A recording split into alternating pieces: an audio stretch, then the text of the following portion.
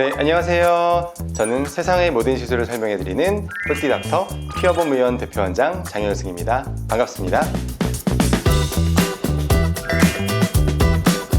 아마 저를 아시는 주변 분들은 아시겠지만 몇 년 전까지만 해도 스컬트라를 굉장히 극도로 혐오했던 사람입니다. 그런 제가 지금은 스컬트라 키닥터로서 스컬트라를 정말 많이 쓰고 있는데요. 왜 이렇게 됐을까에 대해서 한번 얘기를 해보려고 합니다.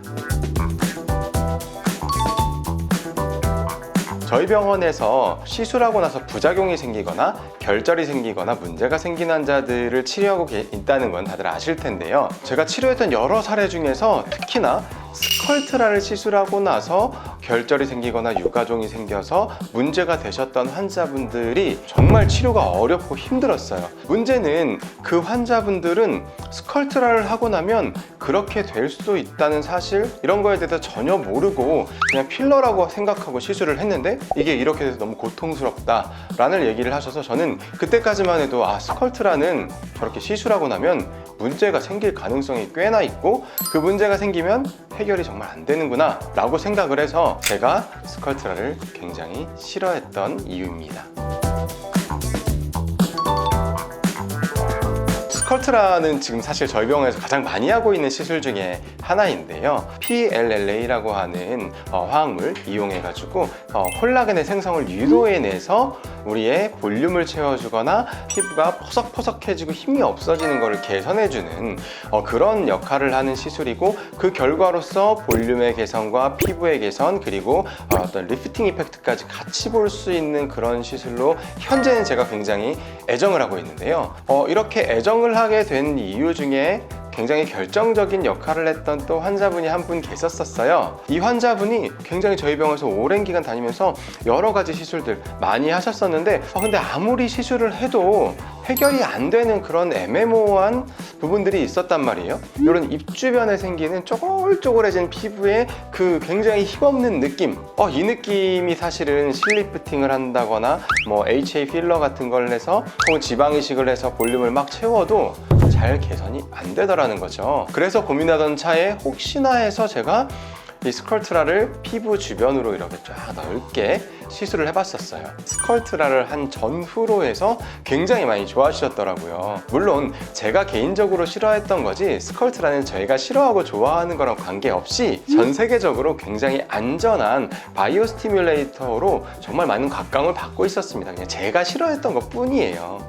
내가 봤던 몇몇 케이스들의 그 스컬트라를 하고 좀 잘못됐던 그분들은 제품이 문제였다기보다는 팔자주름 꺼진 거를 필러를 대신해서 다른 것들, 이런 스컬트라 같은 걸로 굉장히 볼륨감 있게 오늘 여기에다가 스컬트라 한 병을 팔자에 다 넣어, 그런 식으로 시술했던 시기가 있었는데 그때 어떤 시술의 접근 방식의 잘못이었지 않나라는 결론을 저는 내리게 됐습니다. 그 이후로 좀 자신감을 가지고 스컬트라를 피부가 흐물흐물해지고 조직이 흐물흐물해지고 얼굴이 뭔가 힘없이 늘어지는 그런 느낌을 쫀쫀하게 개선해주는 그런 형태의 접근 방식으로 시술을 했을 때 환자분들의 만족도가 굉장히 높아지고 그 전에 시술들로는 채울 수 없는 빈자리를 정확히 채울 수 있다는 걸 확인을 하면서부터 저는 스컬트라의 팬이 되었습니다.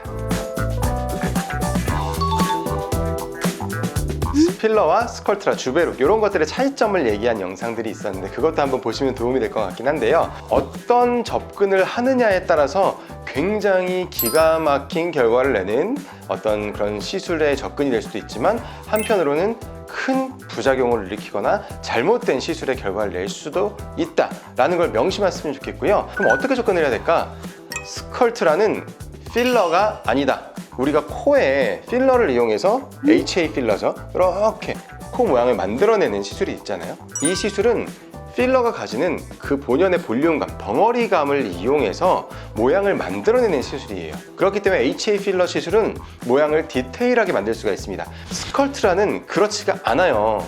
얘는 그야말로 바이오 스티뮬레이터, 콜라겐의 생성을 촉진해서 볼륨을 올려주거나 콜라겐에 의한 2차적인 피부의 개선을 조직에 리프팅 효과를 낸다거나 이런 걸 내는 거라는 거죠. 그래서 저는 요즘엔 사실 같이도 많이 합니다. 볼이 엄청나게 많이 꺼진 환자가 있어요, 예를 들면. 근데 이분이 볼이 꺼져서 볼륨도 많이 빠져 있지만 이쪽에 피부도 쪼글쪼글쪼글하고 힘이 너무 없어요. 큰 볼륨감은 HA 필러를 넣어서 적절한 모양을 만들어주고 볼륨감을 바로 즉각적으로, 그리고 스컬트라를 뭐 1, 2회 정도 한 달 간격으로 진행을 해서 적절한 볼륨감 개선 및 피부와 조직의 쫀쫀함이 같이 생기면서 굉장히 자연스럽게 예뻐지는 느낌의 개선 방향을 많이 추천드리고 있고요. 이런 식으로 스컬트라는 단순히 볼륨이 꺼진 데를 빵빵하게 볼륨을 메꾸거나 뭐 우리 팔자주름 꺼진 거를 팔자를 뭐 예쁘게 이렇게 만들어낸다거나 그런 식의 접근이라는 생각을 버린다면 스컬트라를 굉장히 잘 사용할 수 있을 거라고 저는